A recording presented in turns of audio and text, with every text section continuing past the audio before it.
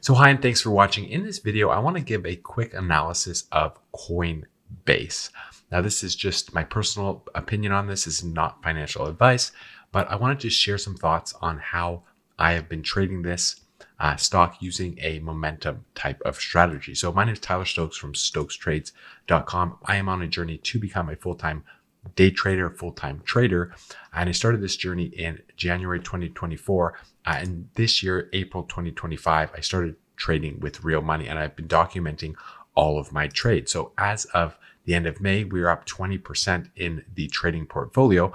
And one of my larger positions is coin. So I have a strategy that allows me to have just a 10% max on a single position.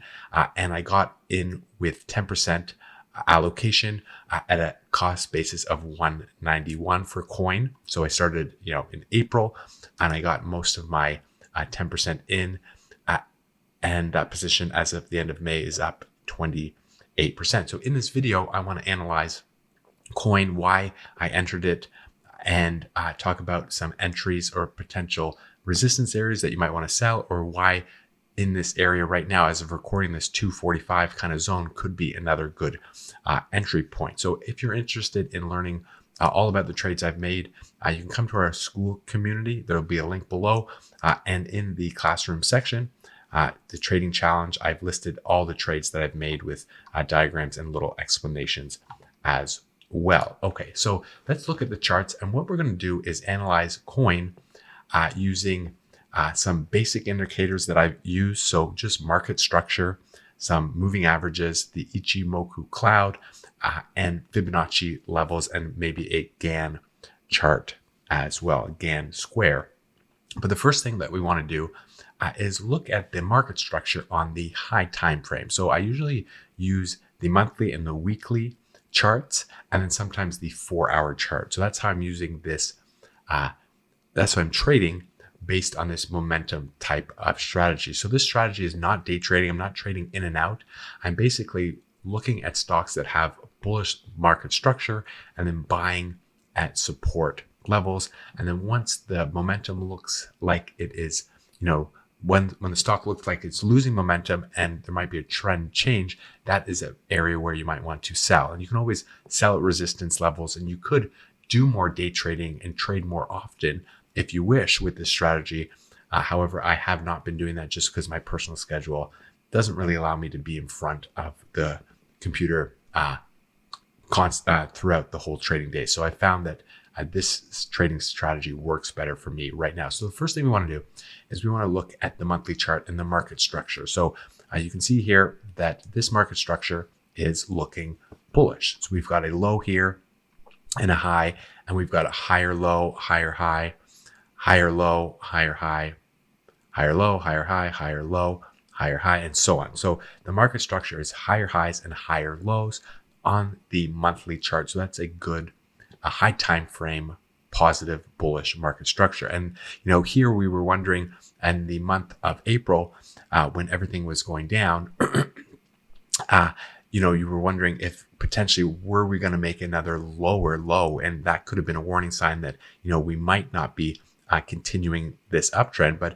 the low here in September was 146.12, so we wouldn't have wanted March or April to close the month below this wick. So you can see we also wicked down there, but we closed the month in the 200. So certainly this low is a higher low than here. So the market structure is positive. So that's the first thing we want to do when you want to enter a trade with this strategy, is kind of look at the high time frame market structure. Is it bullish or is it bearish? That's one thing we want to do.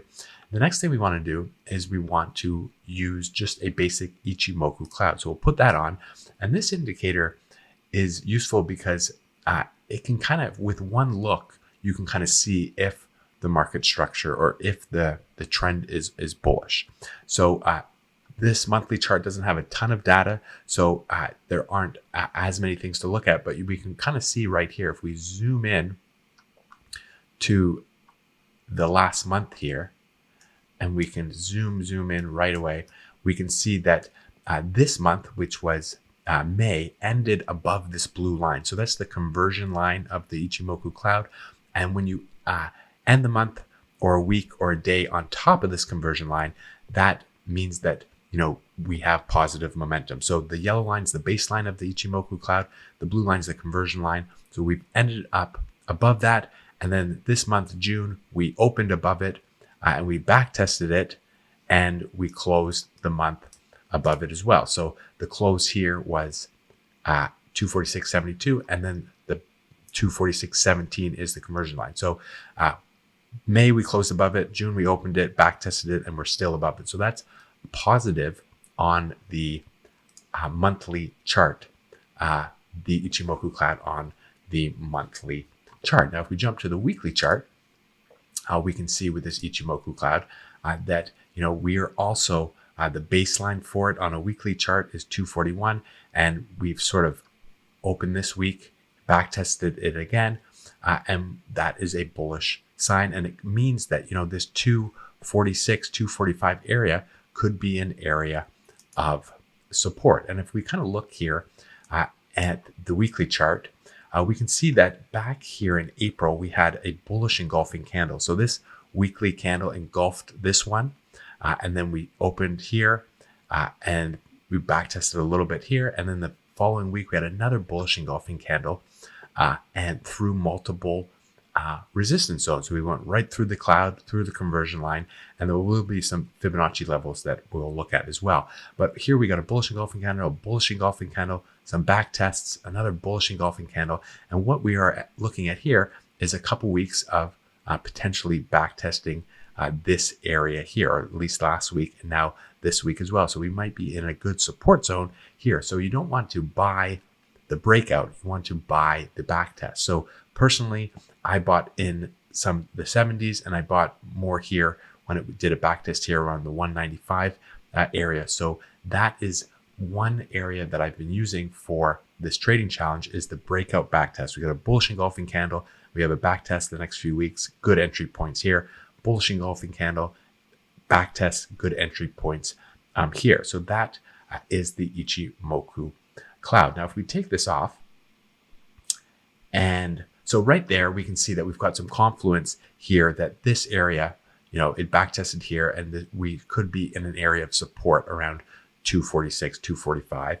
And we saw that on the monthly chart as well. So, this conversion line's 246, and we've back tested it. We're staying above it. So there's some confluence on the high time frame and the weekly chart that this 245 zone could be a good level of support. So let's put something else on and see what the Fibonacci levels have told us regarding some resistance and some support areas. And this will show you exactly why this area here, this 270, you can kind of see right around here, 270, we had this month, this week, and then this week, we couldn't break through. So that indicates that this could be a resistance zone, maybe an area where you might want to sell if you were in the position.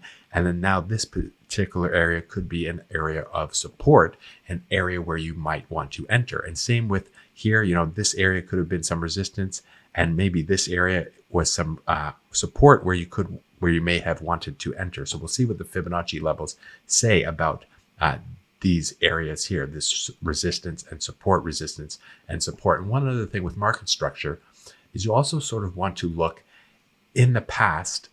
Is there anything in the past that was previous support that could be resistance in the present time? So if we sort of just took a horizontal line, and we can kind of see that in the past, this 200 or 210 zone, we had some support areas here, resistance here, was support here, resistance here, resistance here, resistance here, resistance here. So, if we kind of did a horizontal line here, we can see support here, support, and then broke down, and then came up with resistance, broke down, came up, bit of resistance there, and then came down, bit of support, resistance, resistance here. So, during this time, you can kind of see that based on the past market structure, that this, even way, way, way back here in the past, we've got, clear resistance here. So we broke down here, back in January, early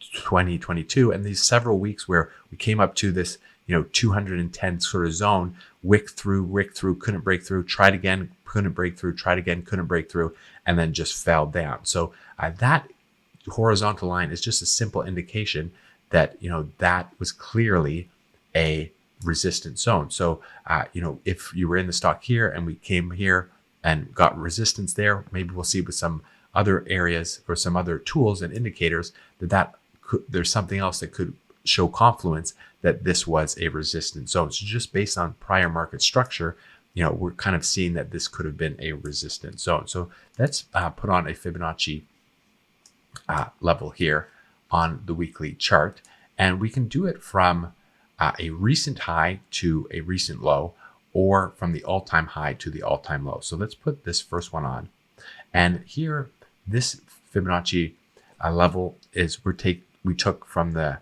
most recent high. So I'll just actually do it.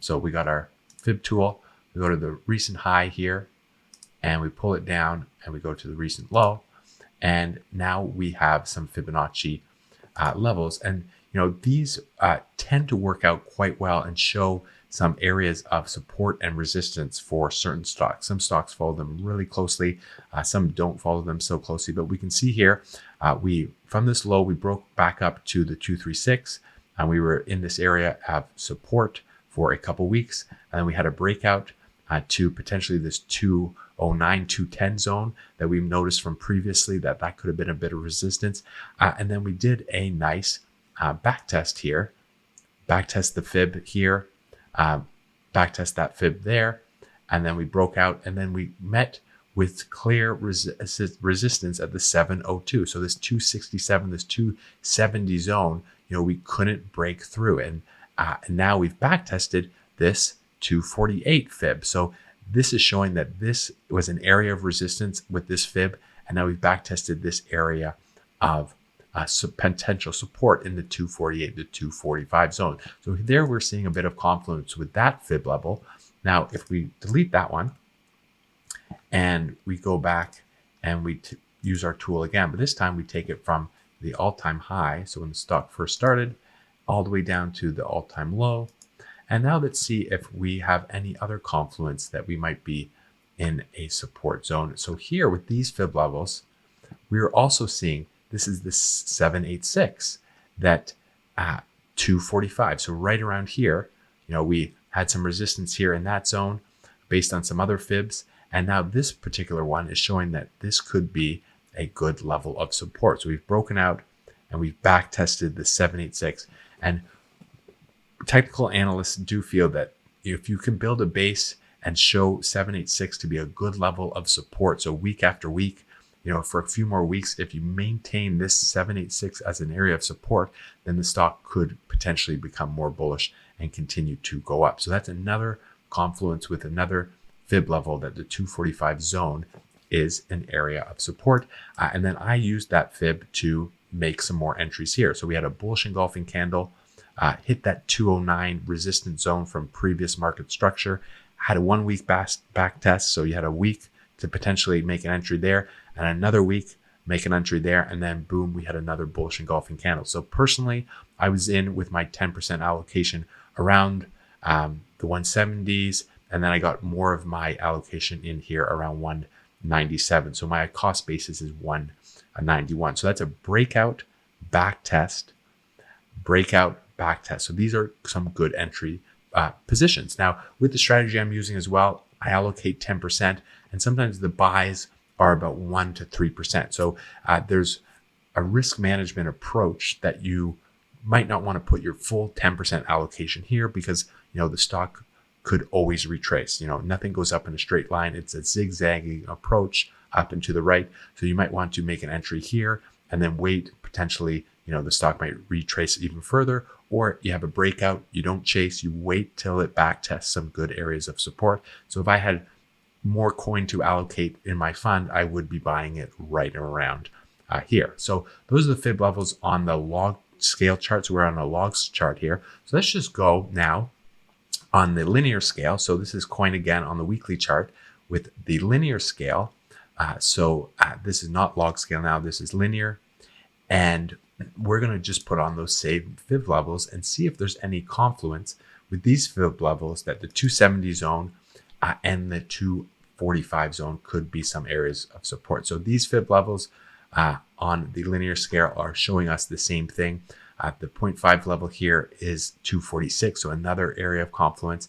And this 618 with the high here to the low here recently is showing more that area that the 270 was resistant. So, that's another confluence area that, that might have been an area to take some profits and wait for a back test.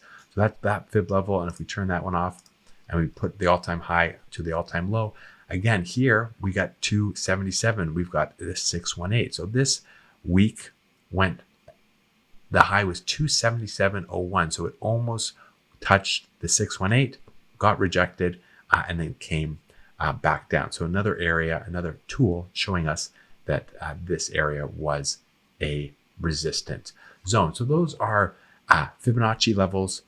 And we saw the Ichimoku cloud as well, showing that that's support. If we kind of go over here and we'll put it on the log scale, the Ichimoku cloud. And then we could also use some simple moving averages. So on the weekly chart, these are further down. So we've got the 50-week moving average here in the green, and that's at 229. So, if for whatever reason we maybe break through and the stock retraces more, then, we might want to look at the bottom of the cloud or maybe this 50-week moving average as the next layer of support there if this support area gets broken. But right now, this area is showing good that it could be a really good support zone. Obviously not financial advice, but 245, we've got the fib there on the log scale. We've got the Ichimoku cloud baseline there. We've got a breakout back test, and that is showing that that is pretty good support. Now, can we get even more support or some more confluence? Well, we can go now to the 4-hour chart. So these candlesticks are 4 hours. And on this particular chart, we can see that, in this 270 sort of zone, the price action, we were kind of on top of the conversion line for several 4-hour charts. And then here we broke below it. And sometimes if things break below this conversion line and they're trying to get above it again and they just can't, we've got a bearish engulfing candle here on the 4-hour, and then we come back up to the blue conversion line, try and break through, and look, get rejected. So that's an indication that, this is a lot of resistance with the other confluence areas, that things are going to go down and test lower levels. And that's certainly what they did in this case. And it came right down to this 4-245 zone. So we've got a fib there. We've got the Ichimoku cloud on the high time frame. We've got the baseline, the conversion line there. And then on this particular chart, this is a Gann square, and it's drawn from the low here in February, and this is drawn out. You can see that these stocks use this.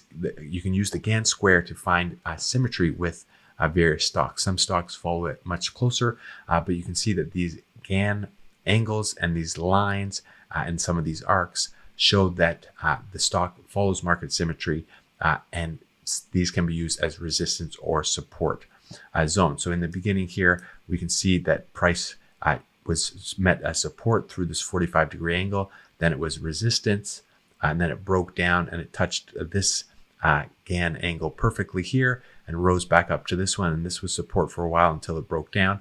And then where we are, fast forward right now, it's also come down and met this Gann this Gann angle right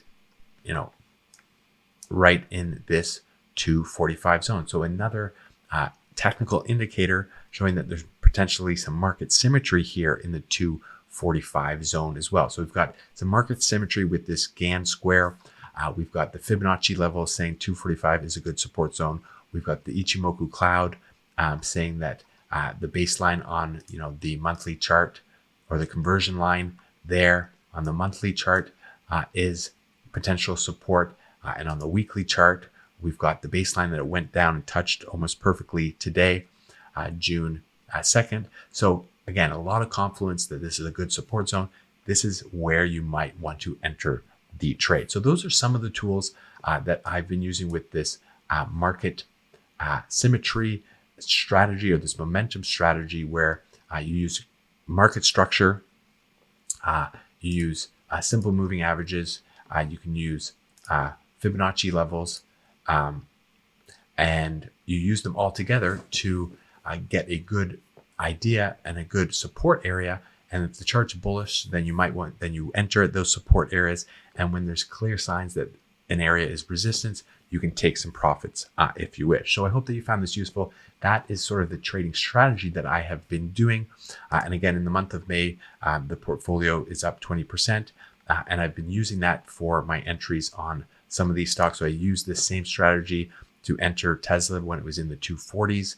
I got in on Palantir, just a small position in Palantir.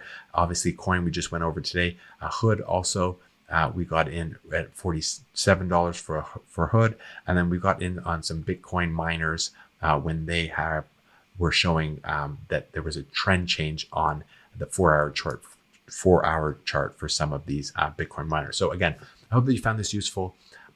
Coinbase could be at a good support level. Obviously, this is just my analysis. You need to do your own research. This is not financial advice, but it'll be interesting to see, in the coming weeks, if this area can hold as support, and in the end of June, end of the summer, if we can kind of see we can rise back up and move on to sort of some all-time highs for this particular stock. So I hope that you found this useful. Some links below this video. You can come and find more information on the trading challenge and all the trades over in our school group. So thanks so much for watching, and I will talk with you in the next video.